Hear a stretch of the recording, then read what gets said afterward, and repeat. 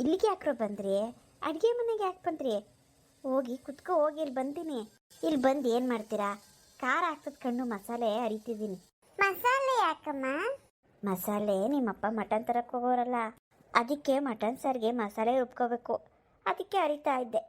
ಅಮ್ಮ, ನಾನು ನಿಂಗೆ ಸಹಾಯ ಮಾಡಲಾ? ಈರುಳ್ಳಿ ಸುಲ್ಕೊಡ್ಲಾ? ನಾನು ಬೆಳ್ಳುಳ್ಳಿ ಸುಲ್ಕೊಡ್ತೀನಿ ಕಣಮ್ಮ.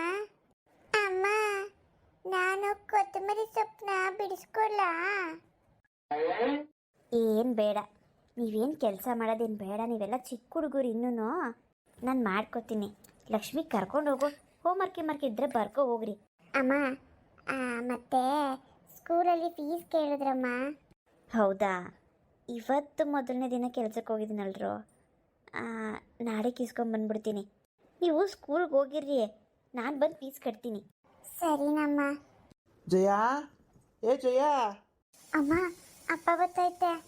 ನಂಗೆ ಭಯ ಆಗ್ತೈತೆ ಕಣಮ್ಮ. ನನಗೂ ಅಷ್ಟು ಕಣಮ್ಮ, ಭಯ ಆಗ್ತೈತೆ. ಭಯ ಯಾಕೆ ಹೇಳಿಲ್ವ ನಾನು? ನಿಮ್ಮ ಅತ್ತೆ ಬಂದಾಗ ನಿಮ್ಮ ಅಪ್ಪಯ್ಯ ಏನೂ ಆಡಲ್ಲ. ನಡೀರಿ, ಅಲ್ಲಿ ಕೂತ್ಕೊ ನಡೀರಿ. ಬೇಗ ಮಟನ್ ಸಾರು ಮಾಡ್ಕೊಡ್ತೀನಿ, ತಿನ್ನೋರಂತೆ. ಏ ಜಯ, ತಗ ಇದನ್ನ. ಇದರಲ್ಲಿ 2 kg ಮಟನ್ ಐತೆ. ಚೆನ್ನಾಗಿ ಮಸಾಲೆ ಹಾಕ್ಬಿಟ್ಟು ಸಾರು ಮಾಡು. ಆಮೇಲೆ ಪಾತ್ರೆನಾಗ ಮಾಡೋಕೆ ಹೋಗ್ಬೇಡ. ರುಚಿ ಅಷ್ಟೊಂದು ಚೆನ್ನಾಗತ್ತಲ್ಲ ಅಂತ ಹೇಳೋನೆ ಮಟನ್ ಕಟ್ ಮಾಡಿದವನು. ಈ ಮಡಿಕೆ ಪಾತ್ರೆ ಐತಲ್ಲ ಅದ್ರಾಗ ಮಾಡು. ಎಲ್ಲ ಕದರಿಸಿ ಪಾಯಸ ಮಾಡಬೇಡ, ಅಚ್ಚುಕಟ್ಟಾಗಿ ಮಾಡು. ಆಯ್ತು ಬಿಡಿ, ನನಗೆ ಗೊತ್ತಲ್ಲ ಮಾಡೋಕ್ಕೆ. ಗೊತ್ತು ಮಾಡೋಕ್ಕೆ ಹೋದ ಸತಿ ಎಲ್ಲ ಕದರಿಸಿಟ್ಟಿದ್ದಲ್ಲ, ಮಟನ್ ತರೋಕ್ಕೆ ಬೇಜಾರು ನನಗೆ. ಈ ಸತಿ ನನ್ನ ತಂಗಿ ಬಂದಿರೋದು. ಚೆನ್ನಾಗಿಲ್ಲ ಅನ್ನಂಗಿಲ್ಲ ನೋಡು. ಆಯ್ತು. ಓಹೋ, ಏನು ಹುಡುಗರು ಅಲ್ಲಿ ಕೂರಿಸ್ಬಿಟ್ಟಿದ್ಯಾ ಮೂರಲ್ಲಿ? ನನ್ನ ತಂಗಿ ಬಂದು ಬಚಾವಾಗೋರು ಇವರು. ಇಲ್ಲ ಅಂದಿದ್ರೆ ಒಂದು ಗತಿ ಕಾಣಿಸ್ತಿದ್ದೆ. ಆಯ್ತಾಯ್ತು. ಎಲ್ಲೋಗ್ತೀರಾ? ಸಿಗ್ತೀರಾ ಮತ್ತೆ. ಲೇಟ್ ಮಾಡಬೇಡ. ಖಾರ ಒಂಚೂರು ಹೆಚ್ಚಾಗಿ ಹಾಕು. ಇವತ್ತೊಂದು ದೊಡ್ಡ ಬಾಟ್ಲ್ ಹಾಕೊಂಡ್ಬಿಡ್ತೀನಿ. ಖಾರ ಜಾಸ್ತಿ ಇದ್ದರೆ ನೆಂಚ್ಕೊಳಕ್ಕೆ ಚೆನ್ನಾಗಿರ್ತದೆ. ಎಂಥ ಮರಿ ಓಡಿಸಿದ್ದೀನಿ ಗೊತ್ತಾ? ಜೀವಮಾನದಲ್ಲಿ ತಿಂತಿಲ್ಲ ನೀನು. ನೋಡು, ನನ್ನ ತಂಗಿ ಬಂದಿದ್ದ ವರ್ಷಕ್ಕೆ ಮರಿ ತಿನ್ನಂಗಾಯ್ತು. ಆಯ್ತು ಬಿಡ್ರಿ. ಜೀವನದಲ್ಲಿ ಯಾವತ್ತಾದ್ರೂ ಮಟನ್ ಮಕ್ಕ ನೋಡಿದೀವ ನಾವು? ಏನು ನನಗೆ ಚಮಕ್ಕ? ಏನು ತಿರ್ಬೋಕಿ ವಂಶ ನಿಮ್ಮದು? ಮಟನ್ ಮಕ್ಕ ಯಾವಾಗಂದ್ರೆ ತೋರ್ಸವ್ರ ನಿಮ್ಮಪ್ಪ? ನೋಡಿ, ನಮ್ಮ ಅಪ್ಪನ ಬಗ್ಗೆ ಮಾತಾಡಬೇಡಿ. ನಮ್ಮಪ್ಪ ತುಂಬ ಒಳ್ಳೆಯವರು. ಬಿಡೆ, ನಿಮ್ಮಪ್ಪ ಒಳ್ಳೆ ಭಿಕ್ಷಕ ಇದ್ದಂಗೆ ಇರ್ತಾನೆ, ತಿರ್ಕೊಂಡು ತಿನ್ನೋ ಇದ್ದಂಗೆ. ನಾನು ಕಂಡಿಲ್ವ ನಿಮ್ಮಪ್ಪನ್ನ? ಮಾತಾಡಬಾರ್ದು. ಆಯ್ತು, ಬೇಗ ಮಾಡು. ಮಾಡ್ತೀನಿ. ಭಗವಂತ ನಿಮಗೂ ಒಂದು ದಾರಿ ತೋರಿಸ್ತಾನೆ. ಲಕ್ಷ್ಮಿ, ಮಹಾಲಕ್ಷ್ಮಿ, ಕೃಷ್ಣ, ಬರ್ರಿ ಇತ್ತ ಕೂತ್ಕೊಳ್ರಿ. ಬೆಂಕಿ ತಗೋಬೇಡ.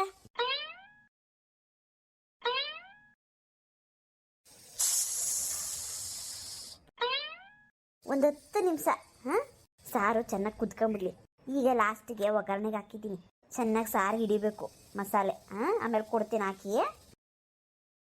ಏನವಾ ಖುಷಿನ? ಈಗ ನಿಂಗೋಸ್ಕರ 2 kg ಮಟನ್ ತಂದಿದ್ದೀನಿ ಗೊತ್ತಾ? ಮರಿ ಒಡ್ಸ್ಕೊಂಡು ತಂದಿದ್ದೀನಿ. ಎಳೆಯ ಮಟನ್ನು ಜಮಾಯಿಸ್ಬಿಟ್ಟು ಹೇಳ್ತೀನಿ. ಹೌದಾ? 2 kg ತಂದಿದ್ದೀನಣ್ಣ. ಅಮ್ಮನೂ ಬಂದಿದ್ರೆ ಚೆನ್ನಾಗಿರೋದು. ಏನು ಮಾಡೋದು, ಅಮ್ಮನ ಕಾಲು ಉಣಕ್ಬಿಟ್ಟೈತೆ. ಅಲ್ಲಣ್ಣ, ಬರ್ದಂಗೆ ಇಲ್ಲ ಸೇರ್ಕೊಂಬಿಟ್ಟಲ್ಲ, ಯಾಕೆ? ಅಲ್ಲಮ್ಮ ನಾನು ಇಬ್ರು ನೀನು ಬತ್ತಿ ಅಂತ ಎಷ್ಟು ಕಾದ್ವಿ ಗೊತ್ತಾ?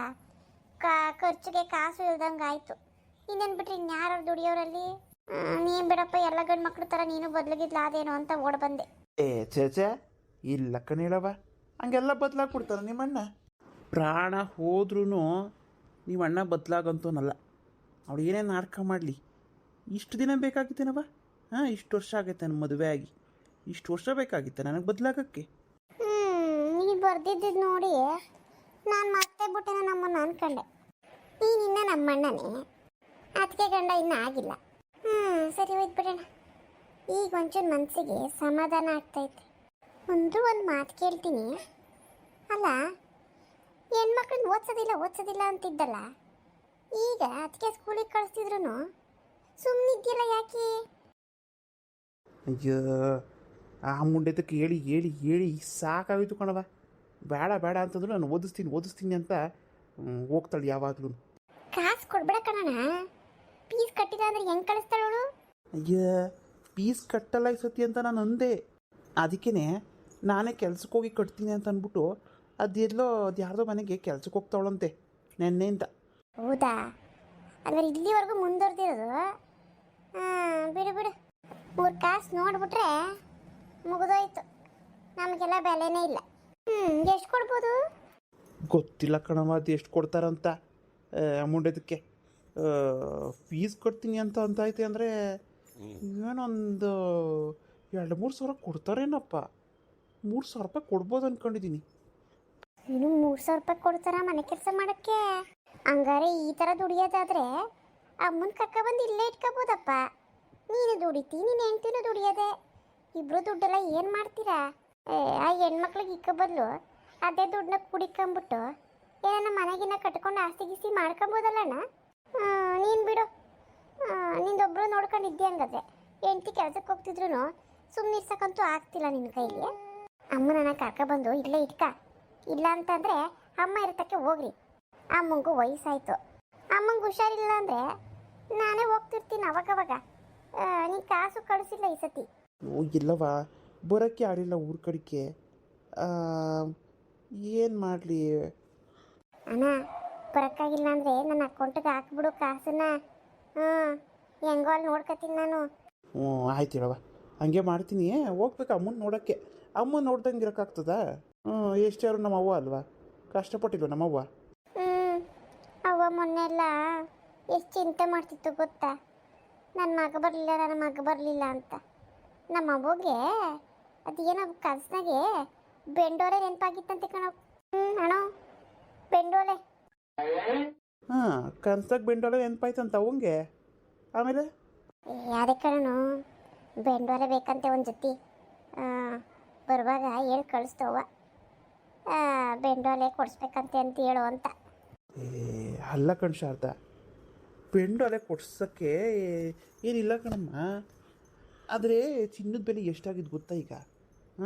16,000 ರೂಪಾಯಿ ಆಗೈತೆ. ಈಗ ಎಲ್ಲಿಂದ ತಗೊಬರೋದು ಚಿನ್ನ ನೀಡು? ಬೆಂಡೋಲೆಗೆ ಒಂದು 4-5 ಗ್ರಾಮನ ಬೇಡವಾ?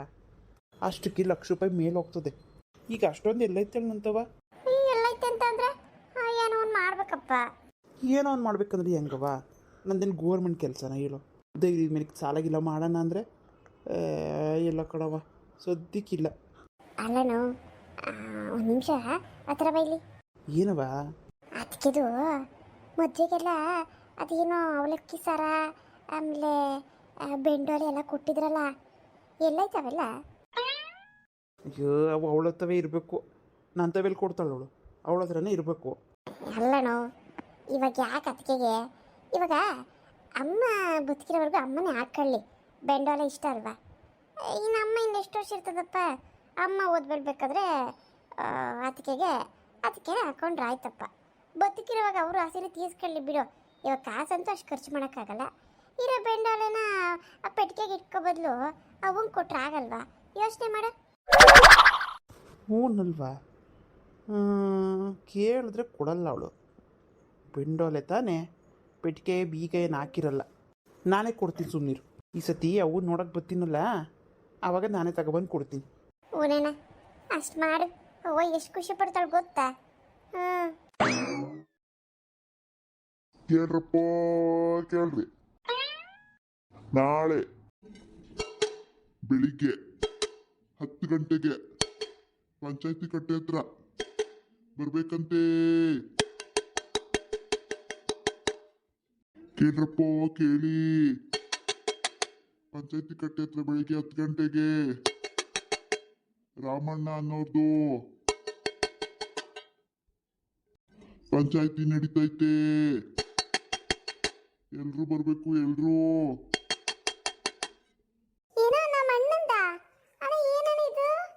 ಏನಪ್ಪ ಹೇಳ್ತಿದ್ದೀನಿ ನೀನು? ಪಂಚಾಯತಿ ಕಟ್ಟೆನಾ? ಏನು ಪಂಚಾಯತಿ ನಡಿಬೇಕಂತೆ ನನ್ನ ಬಗ್ಗೆ? ಗೊತ್ತಿಲ್ಲ ಕಣನು. ಪಂಚಾಯತಿ ಕಟ್ಟೆ ಹತ್ರ ಬರ್ರಿ ಬೆಳಗ್ಗೆ 10 ಗಂಟೆಗೆ, ಹೇಳ್ ಕಳ್ಸೋರು ಹೇಳ್ರಿ ಅಂತ ಬಂದು ಹೇಳಿದ್ದೀನಿ. ಎಲ್ಲರ ಮನೆ ಮುಂದೆ ಹೋಗಿ ಹೇಳ್ಬಿಟ್ಟು ಬಾ ಅಂತ ಹೇಳೋರೆ ಬಂದಿದ್ದೀನಿ. ನೋಡಿ, ನಿಮ್ದೇ ಪಂಚಾಯತಿ ಇರೋದು, ಬಂದ್ಬಿಡಿ. ಅಲ್ಲ, ಪಂಚಾಯತಿ ಕಟ್ಟೆ ಸೇರಿಸಿದ್ಯಾರೋ? ಅವೆಲ್ಲ ನಂಗೆ ಗೊತ್ತಿಲ್ಲ ಕಣನು. ಡಂಗೂರು ಸೇರ್ಸಕ್ಕೆ ಹೇಳೋರೆ ಬಂದಿದ್ದೀನಿ, ಬಂದ್ಬಿಡಿ ಅಷ್ಟೇ. ಅಲ್ಲಪ್ಪ, ಇದ್ದಕ್ಕಿದ್ದಂಗೆ ಬಂದ್ಬಿಡಿ ಅಂದರೆ ವಿಷಯ ಏನು? ಪಂಚಾಯತಿ ಸೇರಿಸಿದ್ಯಾರೋ? ಇವು ತಿಳ್ಕೊಬಾರ್ದಾ? ಅಯ್ಯೋ, ಅದೇನೋ ಹೆಂಡತಿ ಮಕ್ಳಿಗೆಲ್ಲ ಹಿಂಸೆ ಕೊಡ್ತೀಯಂತಲ್ಲಪ್ಪ ನೀನು. ಏನೋ ನಾನು ಕೊಡ್ತೀನಂತ? ಯಾನ ಮಗ ಹೇಳಿದ್ದು? ಏ ಗಂಡ್ಸಲ್ಲ ಕಣಪ್ಪ, ಯಾವುದೋ ಹೆಂಗ್ಸು ಪಂಚಾಯತಿ ಸೇರ್ಸಿರೋದು. ಇದ್ರ ಮೇಲೆ ನಾನೇನು ಹೇಳೋಕ್ಕಾಗಲ್ಲ. ಎಲ್ಲ ಪಂಚಾಯತಿ ಹತ್ರನೇ ಬಂದುಬಿಡಿ, ಅಲ್ಲೇ ಗೊತ್ತಾಗ್ತದೆ. ಇವೆಲ್ಲ ಹೇಳ್ದೆ ಅಂದರೆ ಅಷ್ಟೇ, ಆಮೇಲೆ ನಾನು ಕೆಲಸ ಕಳ್ಕೊತೀನಿ ನಾನು. ಯಾವಳು ಹೇಳಿದ್ದವಳು ನನ್ನ ಬಗ್ಗೆ? ಪಂಚಾಯತಿ ಸೇರಿಸಿರೋ ಧೈರ್ಯ ಯಾವಳು ಮಾಡಿದ್ದು? ಏನೇ ಜಯ, ನೀನೇನ ಮಾಡ್ದೇನೆ? ಅಯ್ಯೋ ರೀ, ಸತ್ಯವಾಗ್ಲೂ ಇಲ್ಲ, ನನಗೇನೋ ಗೊತ್ತಿಲ್ಲ, ನಾನು ಇಲ್ಲೇ ಇದ್ದೀನಲ್ಲ. ಯಾವಳು ಮಾಡಿದ್ದು? ಅಯ್ಯೋ ದೇವ್ರೇ, ಮಟನ್ ಊಟ ತಿನ್ನೋಣ ಅಂತ ಎಷ್ಟು ಮಜ್ವಾಗಿದ್ದೆ ನಾನು. ನೋಡು ಬಂತಲ್ಲಪ್ಪ ಆಪತ್ತು. ಏನು ಮಾಡಲಿ? ಆಯಿತು, ಅದು ನಾನು ಹೆಂಡತಿ ಮಕ್ಕಳಿಗೆ ಹಿಂಸೆ ಕೊಡ್ತೀನಂತ. ಆಯಿತು, ಪಂಚಾಯತಿ ಕಟ್ಟೆ ಸೇರಿಸ್ಲಿ. ಯಾವಾಗ ಸೇರಿಸೋಣ ಅಂತ ನನಗೂ ಗೊತ್ತಾಗ್ತದೆ. ಜಯ, ನಾಳೆ ಪಂಚಾಯತಿ ಕಟ್ಟೆತವ ನನ್ನ ಬಗ್ಗೆ ಏನಾದರೂ ಒಂದು ಚೂರು ಬಿತ್ತು ಈಚೆ ವಿಷಯ ಅಂದರೆ ನಿನ್ನನ್ನು ನಿನ್ನ ಮಕ್ಕಳನ್ನು ಬೀದಿ ಪಾಲು ಮಾಡಿಬಿಡ್ತೀನಿ, ನೆನಪಿರಲಿ. ಅಯ್ಯೋ, ಇದನ್ನು ಖಂಡಿತವಾಗ್ಲೂ ಯಾರು ಮಾಡಿರೋದಂತ ನಂಗೆ ಗೊತ್ತಾಯ್ತು ಈಗ. ಯಾಕೆ ಹಿಂಗೆ ಮಾಡಕ್ಕೆ ಕೊಡ್ಲಿ ಇವಳು? ಅಯ್ಯೋ, ನಾನು ಮೊದಲು ಹೋಗಿ ಯಾಕೆ ಹಿಂಗೆ ಮಾಡಿದೆ ಅಂತ ಕೇಳಲೇಬೇಕು. ಹಾಲೆಲ್ಲಾದರೂ ಹಾಕು, ನೀರೆಲ್ಲಾದರೂ ಹಾಕು, ರಾಘವೇಂದ್ರ. ಹಾಲಲ್ಲಿ ಗಿಣಿಯಾಗಿ, ನೀರಲ್ಲಿ ಮೀನಾಗಿ, ಹಾಯಾಗಿರುವೆ ರಾಘವೇಂದ್ರ. ಗಿರ್ಜಿ, ಅಯ್ಯೋ ಜೇಕ, ಇದ್ಯಾಕೆ ಇಲ್ಲಿವರೆಗೂ ಬರಕೋದೆ? ನಾನೇ ಬರೋಣ ಅನ್ಕೊಂಡಿದ್ದೆ, ಇಲ್ಲಿ ತನಕ ಬಂದಿದ್ಯಲ್ಲ, ಏನು ಸಮಾಚಾರ? ಏನು ಸಮಾಚಾರ ಅಂತ ಕೇಳ್ತೀರಿ? ನಿಂಗೆ ಗೊತ್ತಿಲ್ಲೇನೆ? ಯಾಕೆ ಅಂತಕ್ಕೆ ಏನಾಯ್ತು? ಟಮಟೆ ಬರ್ಸನ್ ಬಂದಿದ್ದ, ನಾಳೆ ಪಂಚಾಯತಿ ಕಟ್ಟೆ ಐತಂತೆ. ನಮ್ಮನೆ ವಿಷಯನೇ ಅಂತೆ ಪಂಚಾಯತಿ ಮಾಡ್ತಿರೋದು. ಹೋ, ಬಂದ್ಬಿಟ್ಟು ಹೇಳೇ ಬಿಟ್ರಾ? ಏನಾಯ್ತು ಹಿಂಗೆ ಮಾಡಿಬಿಟ್ಟೆಲೆ? ನಂಗೆ ಗೊತ್ತು ನೀನೇ ಮಾಡಿರೋದಂತ. ಯಾಕೆ ಹಿಂಗೆ ಮಾಡೋಕ್ಕೋದೆ? ಹೆಂಗೋ ಸ್ವಲ್ಪ ಸಮಾಧಾನದಿಂದ ಇದ್ದ ಇವತ್ತು. ಒಂದಿನ ಸಮಾಧಾನವಾಗಿದ್ಬಿಟ್ರೆ ಸಾಕಾ? ದಿನ ಎಲ್ಲ ಕೊರಗ್ತಿರ್ತೀಯ. ಸುಮ್ಮನಿರು, ಪಂಚಾಯತಿ ಸೇರಿಸಿದ್ದೆ ಒಳ್ಳೇದಾಯ್ತು. ಯಾಕೆ ಹಿಂಗೆ ಮಾಡೋಕ್ಕೋದೆ? ನಾನು ಒಂದು ಮಾತು ಕೇಳೋದಲ್ವ ಹಿಂಗೆ ಮಾಡ್ತಿದ್ದೀನಿ ಅಂತ? ಸುಮ್ಮನೆ ದೊಡ್ಡದು ಮಾಡ್ತಿದ್ಯಾ? ಈ ಥರ ವಿಷಯಗಳು ಗಲಾಟೆಗಳು ನನ್ನ ಜೀವನದಲ್ಲಿ ಎಷ್ಟು ಸತಿ ನಡೆದೋಗ್ಬಿಟ್ಟಿದೆ. ಹಿಂಗೆ ಸೇರ್ಸಂಗಿದ್ದಿದ್ರೆ ನಾನು ಯಾವತ್ತೂ ಸೇರಿಸ್ತಿದ್ದೆ ಕಣೆ. ಸುಮ್ಮನೆ ಜೇಕ ನೀನೆಲ್ಲ ಸಹಿಸ್ಕೋತೀನಿ ಅಂದರೆ ನಾನೆಲ್ಲ ಸಹಿಸ್ಕೋಬೇಕಾ? ಅಲ್ಲ, ನಿನ್ನ ಗಂಡ ಎಂಥ ಕೆಲಸ ಮಾಡೋನು ಗೊತ್ತಾ?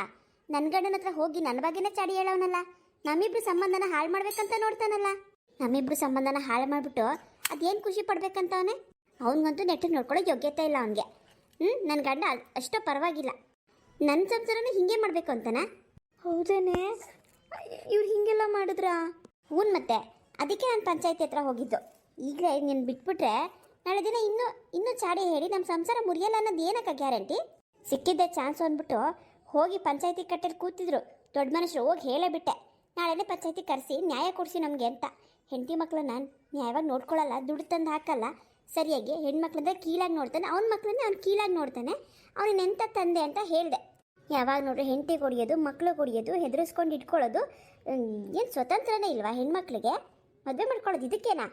ಒಂದು ಹೊತ್ತು ಊಟ ಇಲ್ಲ ಅಂದ್ರೆ ಪರವಾಗಿಲ್ಲ ಕಣಕ್ಕ, ಹೆಂಗೋ ಜೀವ ಏನು ಹೋಗಲ್ಲ, ಜೀವನ ಮಾಡ್ಬೋದು. ಪ್ರೀತಿ ವಿಶ್ವಾಸನೇ ಇಲ್ಲ ಅಂದರೆ ಹೆಂಗಕ್ಕ ಇರೋದು? ಅಲ್ಲ ಕಣೆ, ಆದರೂ ನಾಳೆ ಪಂಚಾಯತಿ ಕಟ್ಟೆ ಹತ್ರ ಬಂದಾಗ ನನ್ನೂ ಕೇಳ್ತಾರಲ್ವಾ, ನಾನು ಏನು ಹೇಳಿ? ಇರೋದನ್ನ ಹೇಳೋ, ನಿಜ ಹೇಳೋ. ಸುಳ್ಳು ಹೇಳಿ ಮುಚ್ಚಿಟ್ಕೊಂಡು ಮತ್ತೆ ತೊಂದರೆ ತಂದ್ಕೋಬೇಡ. ಇವಾಗ ಹೆಂಗೆ ಒಳ್ಳೆ ಸಮಯ ಸಿಕ್ಕಿದೆ, ನಿಜ ಹೇಳಿ ನ್ಯಾಯ ಸಿಗೋ ಥರ ಮಾಡ್ಕೊ. ಇಂದ ಜೊತೆ ಇರೋದಕ್ಕಿಂತ ಅಕ್ಕ, ನಿನ್ನ ಮಕ್ಕಳನ್ನ ಕರ್ಕೊಂಡೋಗಿ ಅದರ ದೂರ ಮನೆ ಮಾಡ್ಕೊಂಡು ನೆಮ್ಮದಿಯಾಗಿರೋದು ಒಳ್ಳೇದು. ಅಯ್ಯೋ ಗಿರ್ಜಿ, ಅಷ್ಟೊಂದು ಧೈರ್ಯ ಇಲ್ಲ ಕಣೆ ನನಗೆ. ಸಮಾಜ ಏನನ್ನತ್ತೆ? ಹಳ್ಳಿ ಜನ ಸುಮ್ಮನಿರಕ್ಕೆ ಬಿಡ್ತಾರ? ಮನೇಲಿ ಗಂಡು ದಿಕ್ಕಿಲ್ಲ ಅಂದರೆ ಇಬ್ಬರು ಹೆಣ್ಮಕ್ಳಿದ್ದಾರೆ ಕಣೆ ನನಗೆ. ಅವ್ರಿನ್ನೂ ಬದುಕು ಬಾಳ್ಬೇಕಾಗಿರೋರು. ನಾನು ಅವ್ರ ಜೀವನ ಹೆಂಗೆ ರೂಪಿಸ್ಲಿ? ಹಿಂಗೆ ಹೆದರ್ಕೊಂಡೆ ಹಿಂಗೆ ಅದನ್ನು ಉಪಯೋಗಿಸ್ಕೊತಿರೋದವರು. ನೋಡಿ ಜಯಕ, ನನಗೇನು ಸರಿ ಅನಿಸ್ತೋ ನಾನು ಅದನ್ನು ಮಾಡಿದ್ದೀನಿ. ನಿನ್ನ ಜೀವನ ಸರಿ ಹೋಗ್ಬೇಕಂತ ಅಂದರೆ ನೀನು ಅಲ್ಲಿ ನಿಜ ಹೇಳಿದ್ರೇ ಅಲ್ಲಿ ಏನೋ ಒಂದು ತೀರ್ಪು ಆಗುತ್ತೆ. ಇಲ್ಲ ಅಂದರೆ ನಿನ್ನ ಜೀವನ ಪೂರ್ತಿ ನಿನ್ನ ಮಕ್ಕಳನ್ನ ಹಿಂಗೆ ಕೀಳಾಗೆ ನೋಡ್ತಿರ್ತಾನೆ ನಿನ್ನ ಗಂಡ. ಎಲ್ಲ ಸಹಿಸ್ಕೊಂಡಿರು, ನನಗೇನು. ಅಯ್ಯೋ ಇಲ್ಲ ಕಣೆ. ಇಲ್ಲ ಅಂತಂದರೆ ನಾಳೆ ಪಂಚಾಯತಿ ಕಟ್ಟೆಯಲ್ಲಿ ನೀನು ನಿಜ ಹೇಳು ಅಷ್ಟೇ. ಅವನು ಏನೇನು ಮಾಡ್ದ, ಹೇಗೆ ಮಾಡ್ದ, ಏನು ಮಾಡೋಕ್ಕೆ ಕೊಟ್ಟಿದ್ದ, ಮಕ್ಕಳಿಗೆಲ್ಲ ಹೆಂಗೆ ಹಿಂಸೆ ಕೊಟ್ಟಿದ್ದಾನೆ, ನಿನಗೆ ಹೆಂಗೆ ಹಿಂಸೆ ಕೊಟ್ಟಿದ್ದಾನೆ, ಇದನ್ನೆಲ್ಲ ನೀನು ಪೂರ್ತಿಯಾಗಿ ನಿನ್ನ ಮದುವೆ ಆದಾಗಿಂದ ಏನೇನು ನಡೀತು ಎಲ್ಲ ಪ್ರತಿಯೊಂದು ಹೇಳಬೇಕು. ಆವಾಗಲೇ ಜನಗಳಿಗೆ ಅರ್ಥ ಆಗೋದು, ಅವ್ನು ತಪ್ಪೇನು ಅಂತ ಗೊತ್ತಾಗೋದು. ಏನು ನಾಟಕ ಮಾಡ್ತಾ ನೋಡಬೇಕಾದ್ರೆ ನಾಳೆ. ಆಯಿತು ಕಣೆ, ನೀನು ಹೇಳ್ದಂಗೆ ಮಾಡ್ತೀನಿ.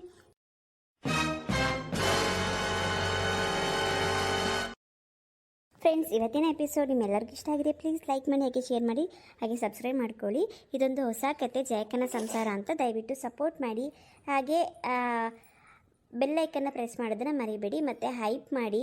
ಇದರಿಂದ ನಮ್ಮ ವೀಡಿಯೋಸ್ ತುಂಬ ಜನಕ್ಕೆ ತಲುಪೋದಕ್ಕೆ ಯೂಟ್ಯೂಬ್ ಸಪೋರ್ಟ್ ಮಾಡುತ್ತೆ. ಹಾಗೆ ಇಂದಿನ ವೀಡಿಯೋಸ್ನ ತುಂಬ ಜನ ನೋಡಿಲ್ಲ, ವ್ಯೂಸ್ ಆಗಿಲ್ಲ ಯಾಕೋ. ಇನ್ಮೇಲೆ ತಮ್ಮನೈಲು ಸ್ವಲ್ಪ ಡಿಫ್ರೆಂಟ್ ಆಗಿರುತ್ತೆ. ಒಳಗಡೆ ಕತೆ ತುಂಬ ಇಂಟ್ರೆಸ್ಟ್ ಆಗಿರುತ್ತೆ, ಆದರೆ ತಮ್ಮನೈಲನ್ನ ನೋಡಿ ನೀವು ನಿಮಗೆ ಖಂಡಿತವಾಗ್ಲೂ ತುಂಬ ಇಷ್ಟ ಆಗುತ್ತೆ. ಇವಾಗೆಲ್ಲ ತುಂಬ ಮುಂದುವರೆದಿದೆ. AI ಬಂದಮೇಲೆ ನಾವು ತಮ್ಮನೈಲನ್ನ ಇನ್ನೂ ಕ್ವಾಲಿಟಿಯಾಗಿ ನಾವು ಕ್ರಿಯೇಟ್ ಮಾಡ್ಬೋದು. ಹಾಗಾಗಿ ನೀವು ಕನ್ಫ್ಯೂಷನ್ ಮಾಡ್ಕೊಬೇಡಿ, ತಮ್ಮನೈಲೇ ಒಂಥರ ಇದೆ ಮತ್ತು ವೀಡಿಯೋನೇ ಒಂಥರ ಕ್ವಾಲಿಟಿ ಇದೆ ಅಂತ ಅಂದ್ಬಿಟ್ಟು. ತಮ್ಮನೈಲನ್ನ ಮಾತ್ರ ನಾವು AI ಕ್ರಿಯೇಟ್ ಮಾಡೋದು. ಒಳಗಡೆ ಸ್ಟೋರಿ ಕತೆಗಳು ನಾರ್ಮಲ್ ಆಗೇ ಇರುತ್ತೆ. ತಪ್ಪದೆ ನೋಡಿ, ಸಪೋರ್ಟ್ ಮಾಡಿ ಅಂತ ಹೇಳ್ತಾ ಮುಂದಿನ ವಿಡಿಯೋದಲ್ಲಿ ಸಿಗ್ತೀನಿ. ಪ್ರತಿ ಸಂಜೆ 6 ಗಂಟೆಗೆ ನಮ್ಮ ಚಾನಲಲ್ಲಿ ವಿಡಿಯೋ ಪ್ರಸಾರ ಆಗುತ್ತೆ. ತಪ್ಪದೆ ನೋಡಿ. ಎಲ್ಲರಿಗೂ ಬಾಯ್.